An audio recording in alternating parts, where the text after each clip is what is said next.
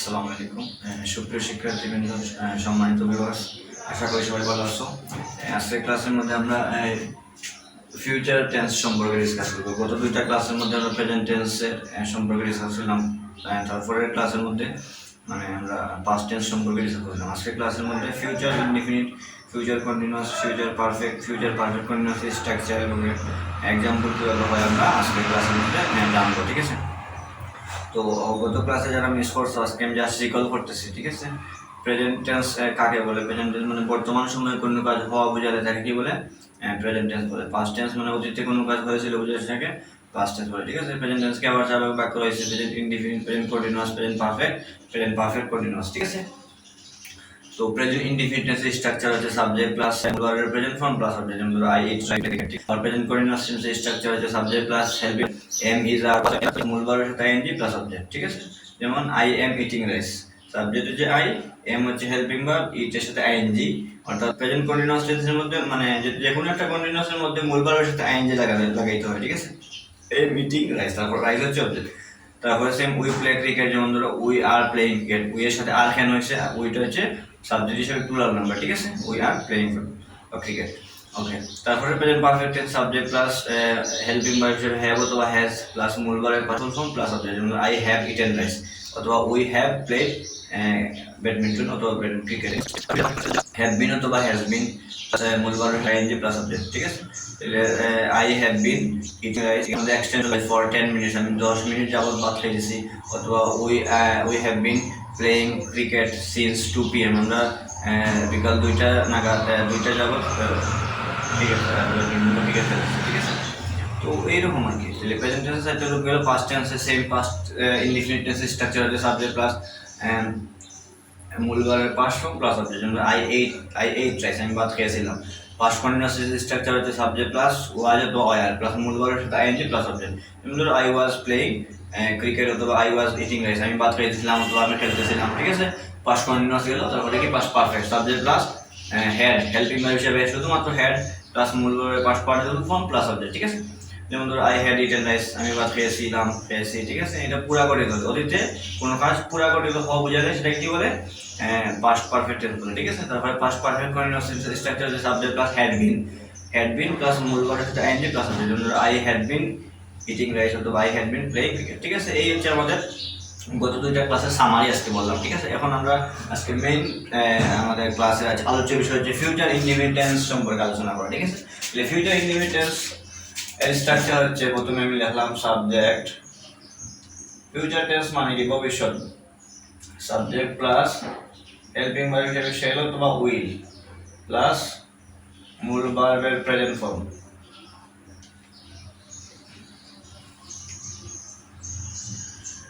Form plus হচ্ছে আমার object, ঠিক আছে?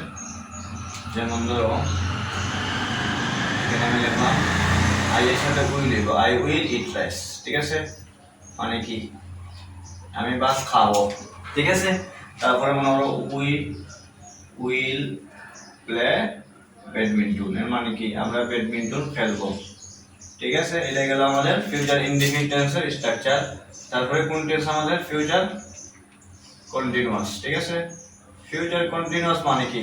ফিউচার কন্টিনিউয়াস টেন্স মানে হচ্ছে এই ভবিষ্যতে কোনো কাজ চলমান বোঝায়, ঠিক আছে? ফিউচার কন্টিনিউয়াস টেন্সের স্ট্রাকচার হচ্ছে আমাদের সাবজেক্ট প্লাস শেল বি অথবা উইল বি, ঠিক আছে? ফিউচার কন্টিনিউয়াস টেন্সের স্ট্রাকচার হবে আমাদের সাবজেক্ট প্লাস শেল বি অথবা উইল বি প্লাস ভার্বের সাথে আইএনজি, মূল ভার্বের সাথে আইএনজি আর কি, প্লাস হচ্ছে আমাদের অবজেক্ট, ঠিক আছে? যেমন ধরো আমি লিখলাম কি সেম আই এর সাথে উইল হইব, I will be eating rice, ঠিক আছে? এর মানে কি? এর মানে হচ্ছে আমি ভাত খাইতে থাকবো, অর্থাৎ ভবিষ্যতে কোনো কাজ চলমান বোঝায়, ঠিক আছে? অথবা we will be playing badminton, অর্থাৎ আমরা ব্যাডমিন্টন খেলতে থাকবো, ঠিক আছে? এরকম বোঝায়। তারপরে হচ্ছে আমাদের কি ফিউচার পারফেক্ট টেন্স, ঠিক আছে? ফিউচার পারফেক্ট টেন্সের স্ট্রাকচার হচ্ছে আমাদের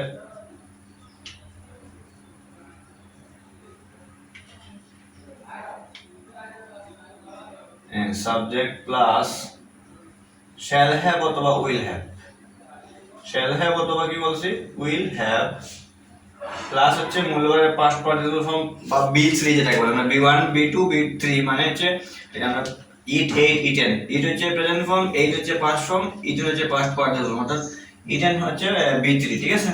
আবার এখানে প্লেড হচ্ছে এটা B3, তারপরে অবজেক্ট ঠিক আছে। আমরা ভার্বের লিস্ট সবাই আমরা ফর্ম জানি আমরা ঠিক আছে। তারপরে I will have eaten, eaten এটার B3 হচ্ছে কি ইটেন, রাইস অবজেক্ট যেমন আছে তেমন তারপরে ঠিক আছে। অথবা we will have player past participle হচ্ছে প্লেড,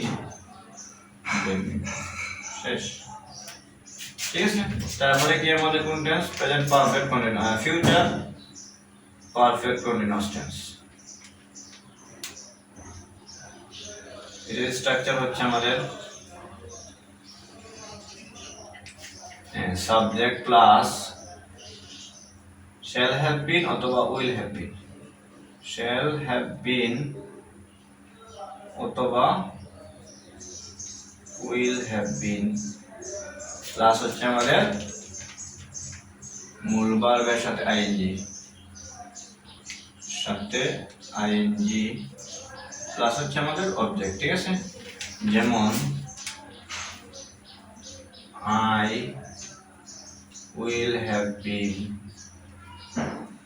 ইটিং রাইস ঠিক আছে, অথবা we will have been playing badminton ঠিক আছে। এই হচ্ছে আমাদের কি টোটাল ওভারঅল টেন্স স্ট্রাকচার বা টেন্স সম্পর্কে যত ধরনের সমস্যা তোমাদের আছে আমরা আজকে সলভ করলাম ঠিক আছে। আমরা জানি সব প্রত্যেকটা টপিকসের মধ্যে গ্রামাটিক্যাল, যেমন তুমি ন্যারেশন বলো, টেক কোয়েশ্চেন বলো, চেঞ্জিং সেন্টেন্স বলো ঠিক আছে, সব টপিকসের মধ্যে কিন্তু টেন্স স্ট্রাকচার ব্যবহার করতে হয় ঠিক আছে। কাজে এই টপিকসটা খুব ইম্পর্টেন্ট। যারা গত ক্লাস 2টা মিস করছো তোমরা এই ক্লাসগুলো গতটা আমাদের ইউটিউব চ্যানেলের মধ্যে স্ক্রল করলে আগের ভিডিওগুলো তোমরা পাইবা ঠিক আছে। এর ক্যাপশন দেওয়া আছে টেন্সের সম্পর্কে ধারণা পার্ট 1 পার্ট 2, আর এটা হচ্ছে পার্ট 3, এটা হচ্ছে কি পার্ট 3 নাম্বার মানে 3 নাম্বার ক্লাস ঠিক আছে। তো ইউটিউবে তোমরা এখনো যারা এখন অনেক স্টুডেন্ট আছে এখনো আমাদের চ্যানেলটি সাবস্ক্রাইব করো নাই, তারা দ্রুত সাবস্ক্রাইব করে নিবা যাতে করে সহজে আমাদের ক্লাসের ভিডিওগুলো পেতে পারো। আর তোমাদের কোন কোন টপিক্সের মধ্যে সমস্যা আছে, গ্রামাটিক্যাল বলো বা এনি কাইন্ড অফ সাবজেক্ট ঠিক আছে, যে কোনো বিষয়ের সমস্যা, গণিত হইতে পারে, এটা ইংরেজির গ্রামাটিক্যাল যেমন ন্যারেশনের মানে সমস্যা হইতে পারে, এটা চেঞ্জিং সেন্টেন্সের সমস্যা হইতে পারে, এটা গণিত কোনো স্পেসিফিক কোনো অধ্যায়ের সমস্যা হইতে পারে, তোমরা বলবা কমেন্ট সেকশনে। আমরা ইনশাল্লাহ এই টাইপের ক্লাসের ভিডিও আমরা আমাদের চ্যানেলের মধ্যে আপলোড করবো ঠিক আছে। সবাই সেই পর্যন্ত ভালো থাকো, সুস্থ থাকো, সবাইকে শুভেচ্ছা জানাই। আসসালামু আলাইকুম।